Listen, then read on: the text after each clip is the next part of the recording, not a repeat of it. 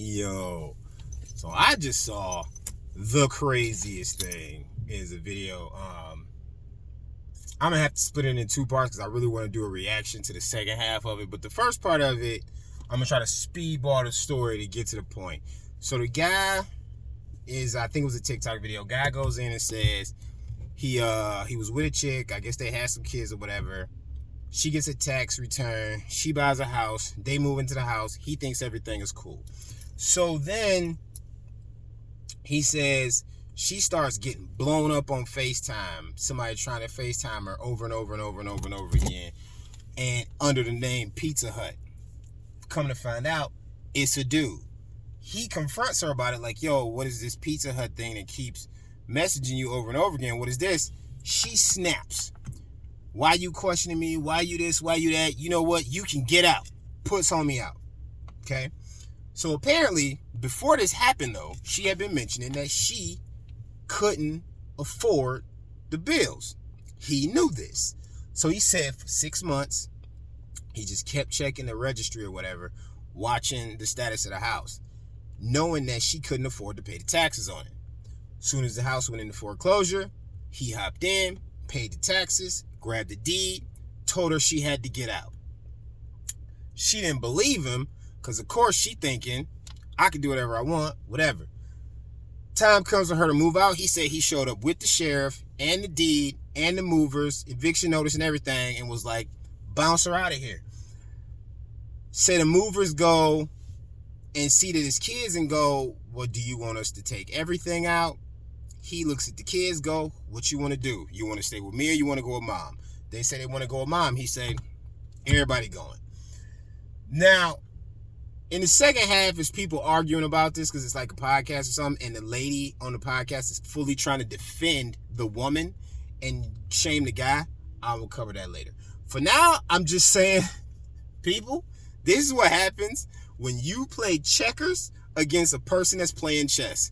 Because what he did was masterful work. I don't care what y'all say. He did exactly what he was supposed to do. And the running theory, which I will cover in another video when I get a chance to like really react to it, is that one of the things she said that stood out the most was he should have paid the taxes for her so she could keep the house. As if she wasn't the same person that put him out on the street. But he was supposed to pay the taxes for her so she could still keep the house. Again, people, this is why every young cat I know, I teach them how to play chess. Because there is a huge difference between the mind of a checkers player and the mind of a chess player. And I'll say that and connect it this way. He already knew she couldn't afford that house. 9 times out of 10, he was helping her afford that house when they moved in.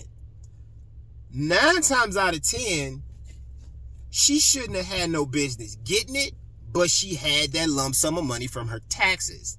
So she made this purchase, she wasn't prepared for it, and then it came back to bite her.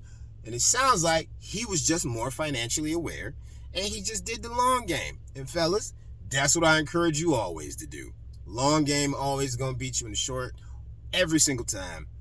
Every time. So in the short, she was thinking, I'm going to just go buy this house with this money that I got, not thinking about the fact that she didn't have income to support it. In the short, she was thinking, I ain't going to atone and answer to what I did. I'm just going to flex that I'm the one that owned the house and kick him out, not thinking about the fact that she couldn't afford it in the first place and he was probably helping her. And so now, he comes back, long game, now I own it, you don't have it, you can't afford it, you got to get out. And even there was a part where they were saying they were saying that he was wrong for kicking the kids out, but he offered for them to stay. If anything, she should have said, no, I'ma go, y'all stay with your daddy.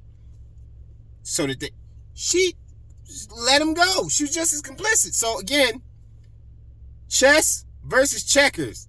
When you hear people say that, that's what it means.